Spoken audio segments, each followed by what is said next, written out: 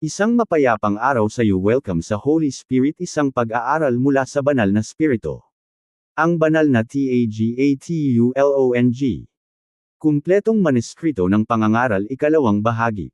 2. Ang banal na espiritu, ang ating banal na guro. Batay sa Juan Kapitulo 14 versikulo 26. Ngunit ang tagapag-alo, ang banal na espiritu na ipapadala ng Ama sa aking pangalan, siya ang magtuturo sa inyo ng lahat ng bagay, at magpapaalala sa inyo ng lahat ng aking sinabi sa inyo. Pagpapatuloy ng mensahe. Mga kapatid, sa unang bahagi ay nalaman natin na ang banal na espiritu ay ang ating tagapag-alo at tagatulong, ang tinawag upang sumama sa atin at tumulong. Ipinangako ni Jesus na hindi kailanman iiwan ang kanyang mga tagasunod dahil ang banal na espiritu ay mananahan at mananatili kasama nila. Ngunit ang gawain ng banal na espiritu ay hindi nagtatapos lamang sa pag-aaliw. Siya rin ay nagtuturo. Ipinapahayag niya ang katotohanan. Binubuksan niya ang ating pagkaunawa. Ipinapaalala niya sa atin ang mga salita ni Kristo. Kung wala ang banal na espiritu, ang Biblia ay mananatiling mga titik lamang sa pahina.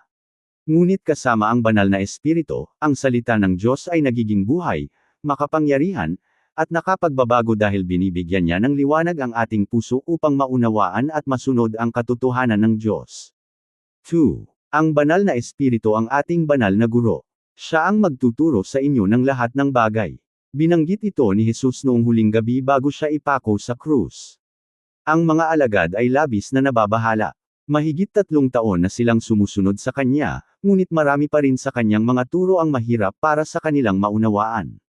Narinig nila ang pagbanggit niya tungkol sa kanyang kamatayan at pagkabuhay na maguli, ngunit hirap silang unawain ang tunay na kahulugan nito.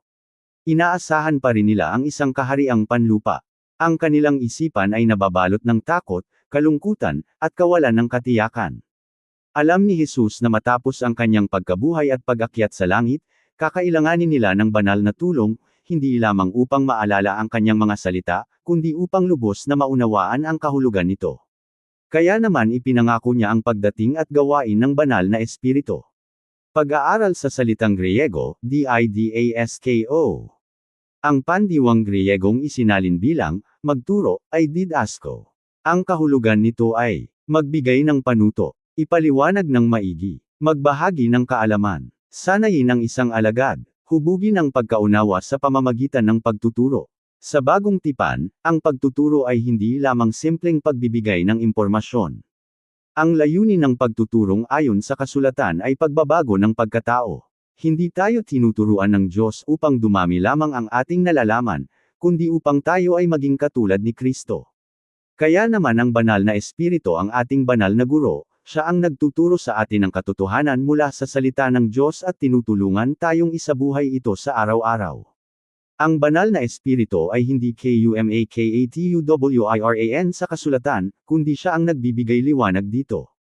May maling pagkakaunawa ang ilang Kristiyano na ang banal na espiritu ay nagbibigay ng mga bagong pahayag na sumasalungat sa nakasulat ng salita ng Diyos. Ngunit hindi ipinangako ni Jesus na magtuturo ang espiritu ng mga bagay na iba sa kanyang sariling mga salita. Sa halip ay sinabi niya, siya ang magtuturo sa inyo ng lahat ng bagay, at magpapaalala sa inyo ng lahat ng aking sinabi sa inyo. Ang banal na espiritu ay nagpaparangal kay Kristo.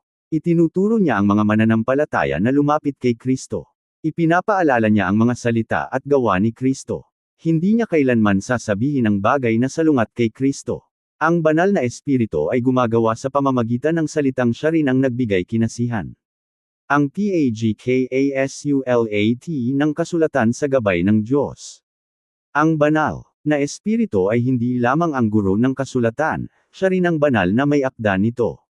Ikalawang Timoteo Kapitulo 3 versikulo 16. Ang buong kasulatan ay kinasihan ng Diyos. Ikalawang Pedro Kapitulo 1 versikulo 21. Ang mga banal na tao ng Diyos ay nagsalita ayon sa kalooban ng Diyos habang sila ay pinapatnubayan ng banal na espiritu. Ang mga propeta ay hindi naglikha ng sarili nilang mensahe. Ang mga apostol ay hindi gumawa ng sarili nilang bersyon ng mabuting balita. Ang banal na espiritu ang gumabay ng lubusan sa pagsulat upang ang salita ng Diyos ay maipahayag ng tapat at totoo sa pamamagitan ng mga taong ginamit niya. Kaya naman kapag binubuksan natin ang Biblia, binabasa natin ang salitang kinasihan mismo ng Diyos.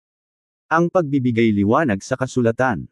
Kung ang pagkakasulat ay tumutukoy sa kung paano ibinigay ang salita ng Diyos, ang pagbibigay liwanag naman ay tumutukoy sa kung paano natin ito nauunawaan.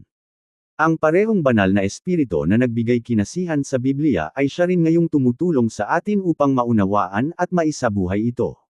Kahit alam ng tao ang balarila, kasaysayan, at kahulugan ng mga salita, maaari pa rin niyang hindi makuha ang tunay na mensaheng espiritual kung wala ang espiritu. Binubuksan niya ang ating isipan at pinapalambat ang ating puso. Ipinapakita niya ang ating mga pagkukulang at kasalanan.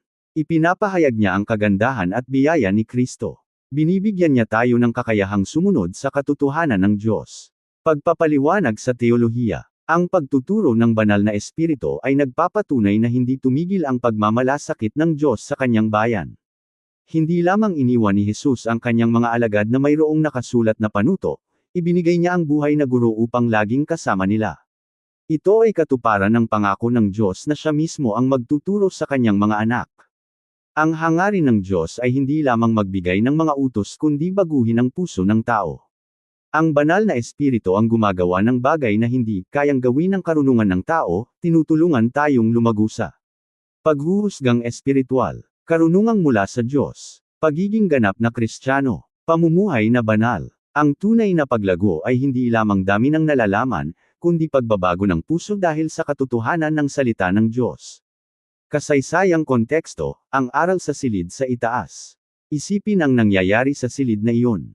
Katatapos lamang maghugas ni Jesus ng paa ng mga alagad. Ipinahayag niya na may magtatraidor sa kanya. Sinabi rin niya na itatanggi siya ni Pedro. Binanggit niya na kailangan na niyang lumisan. Ang mga alagad ay lubos na nalilito at nababahala. Kung naroon ka noon, maaaring tanungin mo rin, paano na kami kung wala ka na? Ang sagot ng Diyos ay ang pagdating ng banal na espiritu. Matapos umakyat ni Jesus sa langit, hindi na sila mga alagad na takot at nagtatago. Nang dumating ang banal na espiritu sa araw ng Pentecosts, matapang nilang ipinahayag ang mabuting balita sa lahat ng bansa. Ang guro ay dumating na upang manahan sa kanila. Halimbawa, ang ilaw sa madilim na silid. Isipin ang pagpasok sa isang silid sa gabi. Naroon ang lahat ng kagamitan, wala namang nawawala. Ngunit dahil sa dilim, hindi mo ito makikita ng maayos. Nang buksan ang ilaw, biglang lumitaw ang lahat ng naroon. Hindi naman ang ilaw ang lumikha ng mga kagamitan, ipinakita lamang nito ang bagay na naroon na noon pa man. Gayun din naman, ang banal na espiritu ay hindi nagdaragdag ng bagong turo na wala sa Biblia, kundi ipinapaliwanag at ipinapadama niya ng malinaw ang katotohanang nakatala na sa salita ng Diyos. Halimbawa, ang guro sa musika. Ang isang mag-aaral ay maaaring mayroong magandang instrumento ngunit hirap siyang makalikha ng magandang himig. Ngunit sa tulong at pagtuturo ng mahusay na guro, unti-unti siyang natututo at gumagaling. Gayun din naman, ang Biblia ay perpektong salita ng Diyos, ngunit kailangan natin ang banal na espiritu upang sanayin tayo, hubugin, at palakasin bilang tunay na alagad ni Kristo. Sandali ng mensahe. Mga kapatid, marami sa atin ang may sariling kopya ng Biblia. Ang iba ay mayroong malalaking Bibliyang may pagsusuri. Ang iba naman ay mayroon nito sa kanilang mga telepono. Ang iba ay puno pa ang estant ng mga aklat tungkol sa pananampalataya. Ngunit ang pagkakaroon ng Biblia ay hindi katumbas ng pagpayag nating turuan tayo nito sa tulong ng banal na espiritu.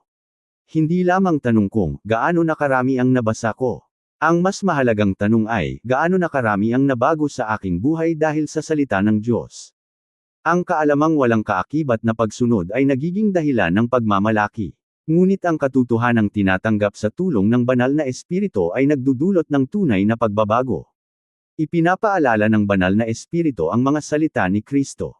Ipinagpatuloy ni Jesus. At magpapaalala sa inyo ng lahat ng aking sinabi sa inyo. Pag-aaral sa salitang Griego, hypomimnesko. Ang salitang Griegong hypomimnesko ay nangangahulugang ipabatid sa isipan, maaalala muli, ibalik sa alaala, gawing maalala ang isang bagay. Para sa mga apostol, napakahalaga ng pangakong ito.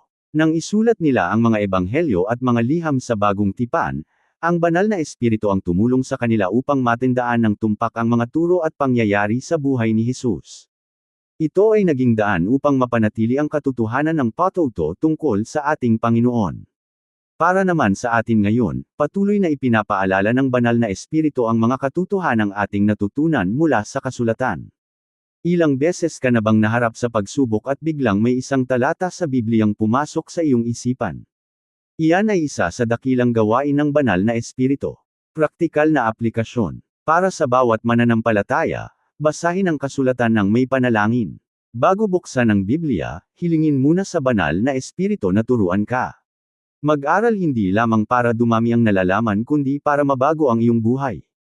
Para sa pamilya, ugaliing magbasa ng Biblia kasama ang mga anak. Ipagkatiwala sa Diyos na hubugin ang inyong tahanan sa pamamagitan ng kanyang salita. Ang pamilyang nakatayo sa salita ng Diyos ay may matibay na pundasyon. Para sa kabataan, maraming tinig sa paligid na nagnanais humubog sa inyong pananaw, mula sa social media, libangan, at mga kaugalian. Hayaan ang banal na espiritu na magturo sa iyo gamit ang katotohanan ng Diyos na hindi nagbabago. Para sa mga namumuno sa simbahan, ang pagtuturo ay dapat laging nakabatay sa kasulatan. Ang layunin ay hindi magpasikat ng sariling opinyon kundi ipahayag ng tapat ang salita ng Diyos sa gabay ng banal na espiritu. Ang simbahang pinamumunuan ng espiritu ay mananatiling nakasandal sa Biblia. Amen. Maraming salamat sa pakikinig. Ako si Pastor Jeff Flores, nagsasabing sa Diyos ang lahat ng papuri.